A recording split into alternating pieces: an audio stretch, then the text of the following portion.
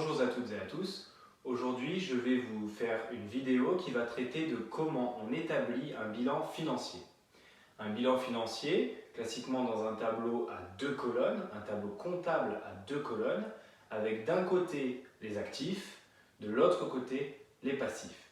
Comme vous pouvez le voir sur ce tableau, vos actifs, ce sont vos avoirs, c'est-à-dire ce que vous possédez, c'est-à-dire les liquidités dont vous disposez.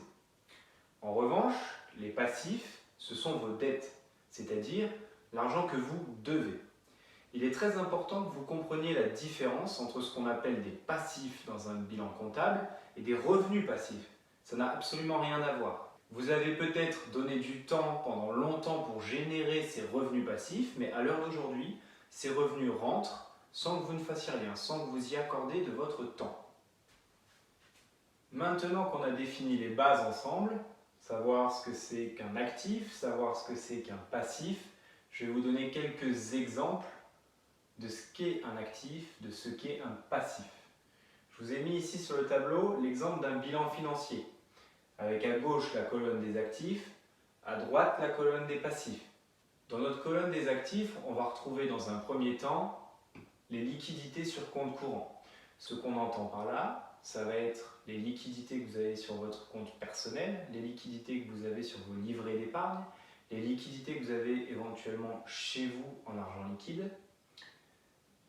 Ensuite, on retrouve les liquidités sur compte d'épargne. Là, c'est-à-dire qu'il faut procéder à un déblocage de l'argent pour le récupérer. Je vais vous donner l'exemple classique qu'on connaît, c'est celui de l'assurance vie. L'assurance vie, vous n'effectuez pas un virement quand vous en avez envie. Vous devez d'abord contacter l'organisme qui s'occupe de votre contrat avant d'effectuer un virement. Ensuite, il y a votre portefeuille en actions, en obligations, éventuellement si vous avez des SICAV, des fonds de placement, de l'argent placé sur ces éléments. Pareil, il va falloir d'abord procéder à des reventes en actions, obligations, etc. afin de récupérer vos liquidités. Quatrième point, ce que l'on appelle le patrimoine payé. Le patrimoine payé, c'est dans votre patrimoine global, quels sont les éléments immobiliers qui sont déjà payés. Est-ce que par exemple, si vous êtes propriétaire de votre résidence principale, elle est déjà payée? Est-ce que certains de vos biens immobiliers que vous avez mis en location sont déjà payés? J'ai ajouté ici en cinquième point le patrimoine partiellement payé. Pour faire simple, pour votre résidence principale, il vous suffit de prendre la valeur de votre bien et vous déduisez la dette restant due. Vous aurez alors l'équivalent du patrimoine partiellement payé. Vous aurez déjà une partie de votre bien immobilier qui sera remboursée. Donc effectivement, ça rentre dans votre patrimoine. C'est ce qu'on appelle des revenus non réalisés. J'en parlerai dans une prochaine vidéo. Véhicules. J'ai ajouté ce sixième point qui concerne les véhicules. Évidemment, on prend la part du véhicule qui est déjà payée. Si vous avez contracté un crédit auto et que votre véhicule vaut une certaine valeur à un instant T, vous devez compter seulement la valeur qui a déjà été remboursée. Les objets de valeur. Les objets de valeur, vous pouvez avoir chez vous des collections, des œuvres d'art, des bijoux de luxe. Vous devez compter dans ce patrimoine, dans vos actifs, vous devez compter les objets de valeur. Enfin, le mobilier. Le mobilier, c'est un peu particulier. Ça perd très rapidement de la valeur. Demain, vous achetez un super meuble en osier, après-demain, il vaudra 2 fois moins cher. Demain, vous achetez une télé 140 cm, dans un an, c'est obsolète. Vous êtes déjà en retard. Il faudrait en racheter une tous les ans pour être à jour. Vous voyez où je veux en venir. On ne peut pas le considérer réellement comme un actif. C'est un actif parce que ça a une valeur, mais ça décroît très rapidement. Quand vous évaluez la valeur de votre mobilier, ce dernier point, revoyez cette valeur à la baisse. Parce que n'importe quel objet de votre mobilier, à moins qu'il entre dans les objets de valeur, mais là du coup on sort de cette catégorie, il va perdre de la valeur très rapidement.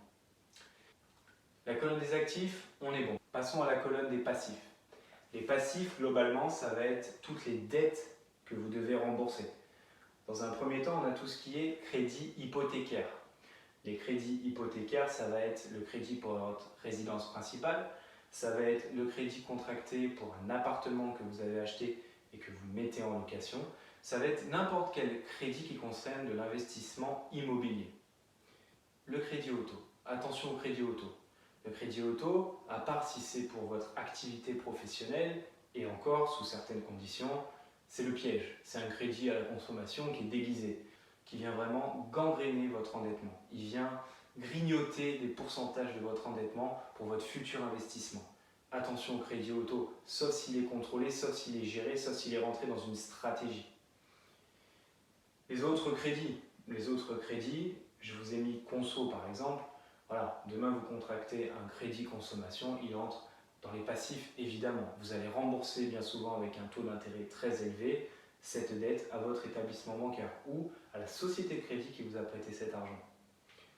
Les cartes de crédit, j'ai ajouté ici, oui les cartes de crédit, elles vous coûtent de l'argent. Évidemment, dans toutes les situations où vous utilisez votre carte de crédit, vous payez un abonnement, vous payez des frais bancaires à votre établissement bancaire.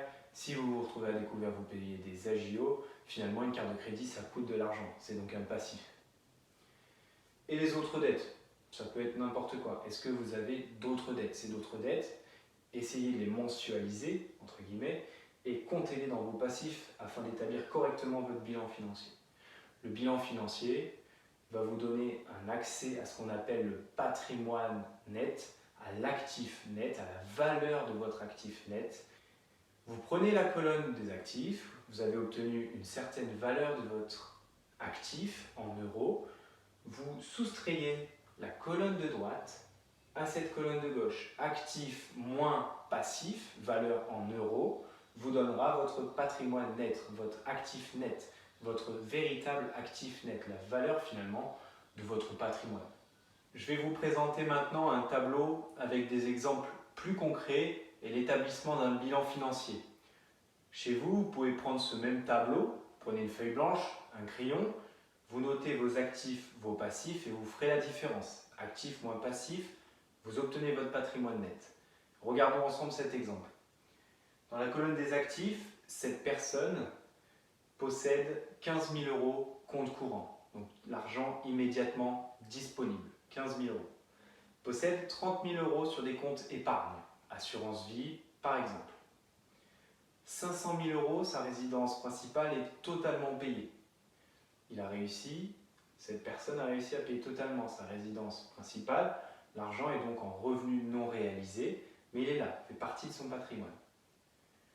En bijoux, 15 000 euros de bijoux. Meubles, environ 3 000 euros. Sur un compte titre PEA, 20 000 euros en équivalent actions-obligations.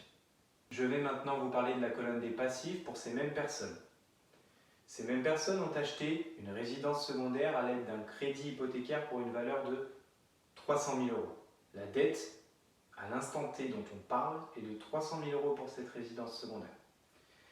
Même chose, un investissement locatif qui n'est pas encore loué, on peut le supposer, ils viennent de l'acheter pour le mettre ensuite en location, 150 000 euros de dette contractée.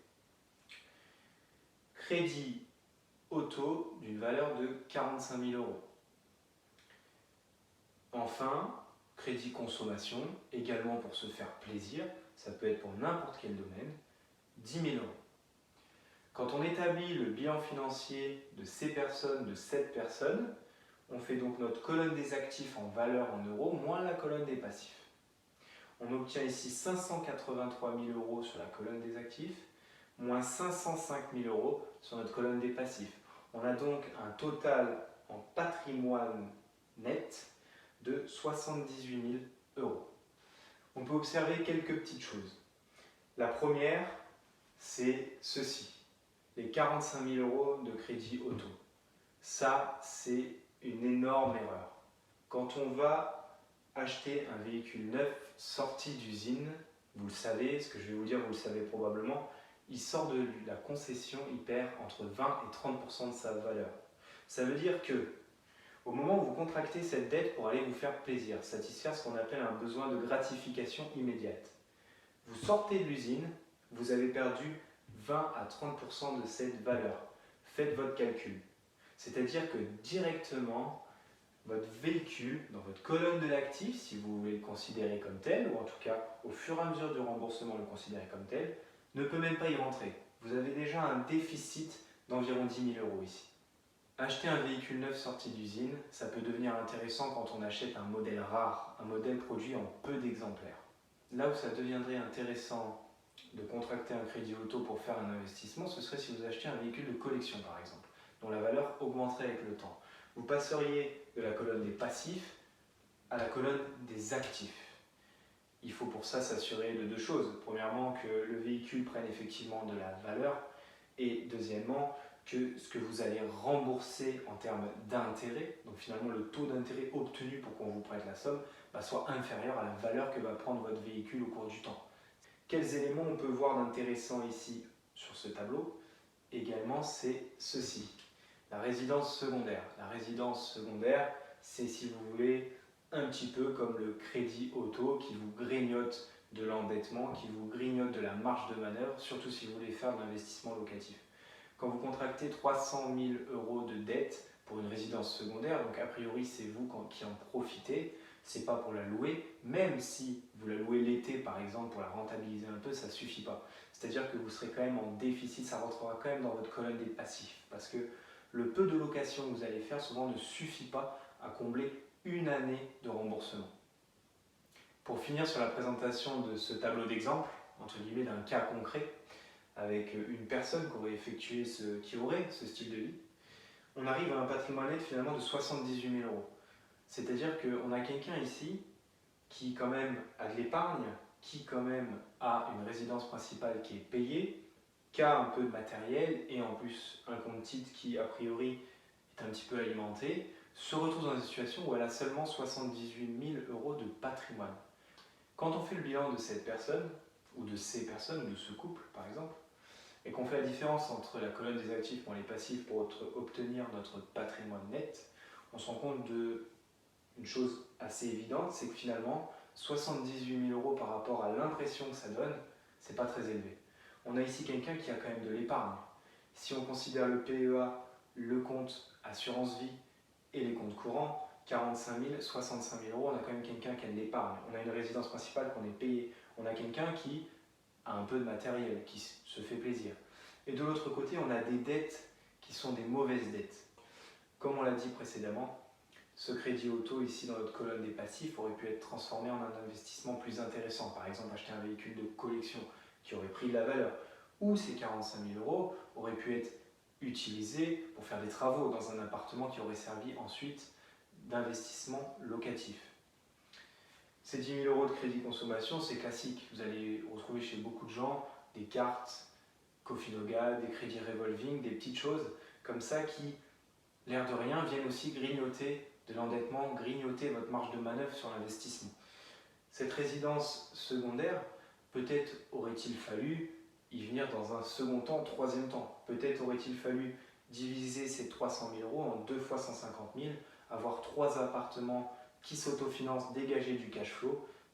Je vous invite, si la notion de cash flow vous intéresse, à cliquer sur le lien qui s'affiche, à jeter un œil sur ma vidéo YouTube sur le cash flow, qui vous expliquera un petit peu le concept, comment ça fonctionne, comment on arrive à dégager du cash flow d'un investissement immobilier locatif. Je reviens à ce que je disais, ces 300 000 € auraient pu être facilement scindés en 2 fois 150 000 et finalement 3 investissements locatifs, si possible qui s'autofinancent, avec du bonus, un cash flow positif à la clé, et on aurait pu plus tard se payer cette résidence secondaire. Finalement, peut-être même avec le cash flow, rembourser les mensualités. Voilà, pour conclure cette vidéo, je vous ai fait ici un petit schéma récapitulant un petit peu les notions qu'on vient de voir.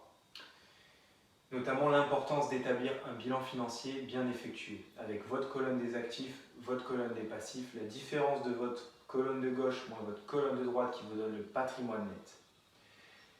Savoir établir un bilan financier, ça va être votre base. C'est un tableau de compta, il faut que ce soit votre base. Il faut que vous sachiez dans quoi vous mettiez les pieds, il faut que vous sachiez, vous ayez une notion de quel est votre patrimoine. Savoir faire son bilan financier, c'est de l'éducation financière. Et l'éducation financière, c'est ce qui va vous permettre d'acquérir la liberté financière. Parce que si vous ne maîtrisez pas un minimum ces notions-là, vous allez un peu divaguer, vous allez vous éloigner de votre objectif. L'éducation financière, elle va vous permettre, au fur et à mesure du temps, de générer des revenus passifs. des revenus passifs qui sont tirés directement de vos actifs. Votre appartement qui est payé, qui rapporte des loyers. Ça va être votre appartement, vous avez contracté une dette, donc une bonne dette. Pourquoi? Parce que vous avez mis des locataires dedans qui payent votre dette. Ça, c'est une bonne dette. Vous allez dégager un cash flow, ça rentre dans les actifs. On préférera le garder comme matelas de trésorerie et pas s'en servir, mais vous avez compris l'idée, c'est un actif. À partir du moment où on produit de l'argent, c'est un actif. Vous ne donnez pas de votre temps, l'argent rentre. À force de travail, d'énergie, d'investissement bien effectué, vous allez réussir à créer des actifs. Ces actifs vont vous rapporter des revenus passifs, c'est-à-dire des revenus qui sont indépendants de votre temps, en tout cas de manière globale. Il y aura toujours besoin d'avoir le nez dans ses affaires. Il faut que vous gériez vos affaires. Ça sera faux de dire qu'en 2 heures, vous allez réussir à tout gérer. Non. Il vous faudra prendre du temps pour gérer vos actifs parce que sinon, ce ne seront plus des actifs très rapidement. Donc il y a quand même une gestion derrière, il y a quand même un contrôle de la situation et cette éducation financière vous permet de contrôler tout ça parce que vous l'avez appris, parce que vous avez appris aussi à gérer votre temps, votre argent, vos investissements. Mais ça vous demandera du temps quand même, beaucoup moins en revanche. Et c'est ça qui est intéressant par les revenus passifs, c'est que ça vous demande finalement très peu de temps par rapport à la tâche initiale. À partir de ces revenus passifs, vous allez pouvoir vous acheter des passifs. Qu'est-ce que je veux dire par là? Imaginons que vous ayez une dizaine d'appartements. On va prendre simple, on va dire que c'est 500 € de loyer mensuel pour chacun de ces appartements. Disons également qu'ils sont tous payés. D'accord? Ces 10 appartements sont payés. On a dit 500 €, ça fait 6 000. On est donc à 6 000 € annuels par appartement, ça fait 60 000 €. Une fois que la fiscalité a été appliquée, disons qu'il vous reste 40 000 € à la fin de l'année dans la poche. Là, vous avez 40 000 € que vous pouvez dépenser pour vous faire plaisir, pour acheter ces passifs, pour faire plein de choses. Mais il faut le voir dans l'autre sens. D'abord les actifs, ensuite les passifs. D'abord le travail, ensuite la récompense du travail. Il faut d'abord donner de soi, il faut d'abord faire le travail, il faut d'abord s'éduquer financièrement et ensuite vous irez vous faire plaisir, vous irez chercher ce besoin de gratification immédiate, etc. etc. Mais vous ne pouvez pas le faire dans l'autre sens. Sinon, votre colonne des passifs va nettement englober votre colonne des actifs et vous serez submergé de dettes et vous n'aurez pas de pouvoir auprès des banques, vous n'aurez pas de pouvoir d'investissement, votre endettement sera grignoté et vous serez vraiment pris dans les mailles du filet. J'espère que cette vidéo vous a plu, en tout cas moi je l'ai faite avec plaisir. N'hésitez pas à vous abonner, n'hésitez pas à activer la cloche, comme ça vous serez au courant dès que je posterai une nouvelle vidéo. Ça m'a fait très plaisir de faire cette vidéo et de partager ma passion. N'hésitez pas à mettre un commentaire, mettre un petit like, ça me ferait plaisir, ça me toucherait, ça me donnerait envie d'aller encore plus loin avec vous. N'hésitez pas non plus à vous abonner sur Instagram, le nom s'affiche ici. Je vous remercie, c'était avec plaisir, à bientôt.